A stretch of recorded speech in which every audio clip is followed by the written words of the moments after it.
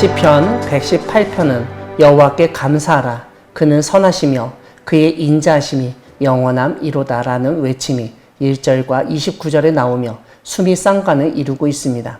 특별히 하나님의 인자하심이 영원하다는 구절은 바로 앞에 있는 117편에서 언급되었던 내용인데 118편은 그 내용을 조금 더 길게 설명하고 있다고 볼 수 있습니다. 2절부터 4절까지는 하나님의 인자하심이 영원하다고 말해야 하는 세 부류의 대상을 알려줍니다. 첫째는 이스라엘, 둘째는 아론의 집, 셋째는 여호와를 경외하는 자입니다. 이 세 부류의 대상은 시편 115편 9절부터 11절에서도 언급되었습니다. 아무튼 이 세 부류의 대상은 신앙 공동체 전체, 그 안에서 하나님을 섬기는 제사장 그룹, 그리고 그중 가장 개별적인 인간을 상징한다고 이해할 수 있습니다. 무엇보다 오늘 시편 118편을 통해서 하나님께 감사하는 사람은 하나님의 인자하심이 영원하다고 증언해야 한다는 점을 알게 됩니다. 5절에서 시인은 고통 중에 하나님께 부르짖을 때 하나님이 응답하셨다고 고백합니다. 6절을 보면 시인은 하나님이 내 편이시기 때문에 두려워하지 않는다고 노래합니다. 왜냐하면 사람이 어떻게 할 수 없다는 사실을 알기 때문입니다. 하나님이 내 편이시라는 언급은 7절에서도 나타나는데 그래서 시인을 미워하는 자들에게 하나님이 보응하시는 것을 볼 수 있을 것이라고 기대합니다. 8절부터는 잠언에서 볼 수 있는 뭐뭐보다 낫다고 하는 비교하는 문장이 나타납니다. 첫 번째는 여호와께 피하는 것이 사람을 신뢰하는 것보다 낫다고 말하며 두 번째는 여호와께 피하는 것이 고관들을 신뢰하는 것보다 낫다고 언급합니다. 여기서 시인은 사람을 신뢰하는 것, 권력을 의지하기보다는 하나님을 믿고 의지해야 한다는 점을 강조하고 있습니다. 이렇게 하나님께 피하는 것이 낫다고 말한 시인의 상황이 10절부터 나타나는데 문 나라가 에워쌌기 때문입니다. 하지만 시인은 3번이나 반복해서 여호와의 이름으로 그들을 끊을 것이라고 외칩니다. 무엇보다 시인은 자신을 밀쳐 넘어뜨리려 하였지만 하나님이 도우셨다는 점을 언급하며 하나님만이 자신의 능력과 찬송, 구원이 되셨다고 고백하고 있습니다.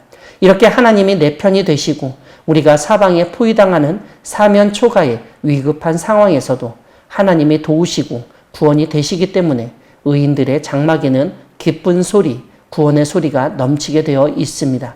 시인은 하나님의 오른손이 권능을 베푸셨다고 찬양합니다.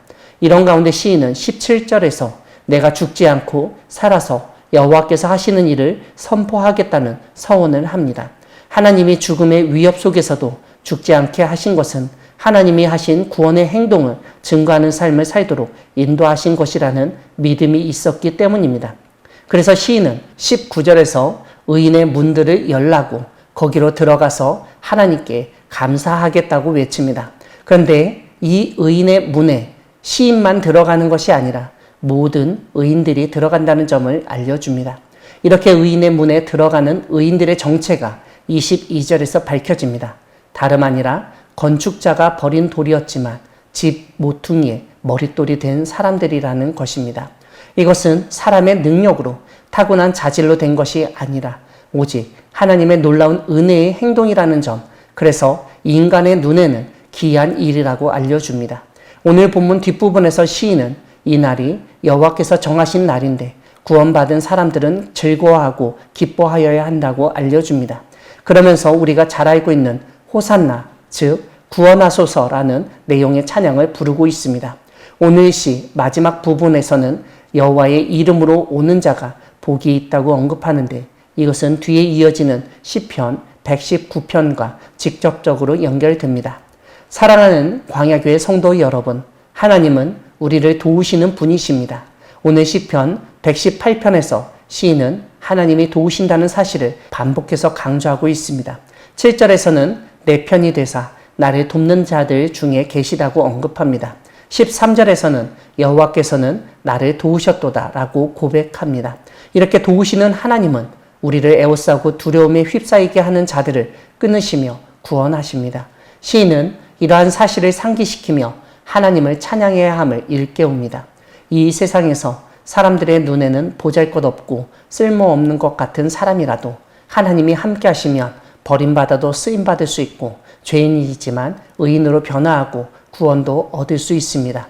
우리를 도우시고 구원하신 하나님의 기이한 행동을 기억하며 시인처럼 사람들에게 선포하고 감사와 찬양으로 나아가는 우리 모두가 되기를 소망합니다.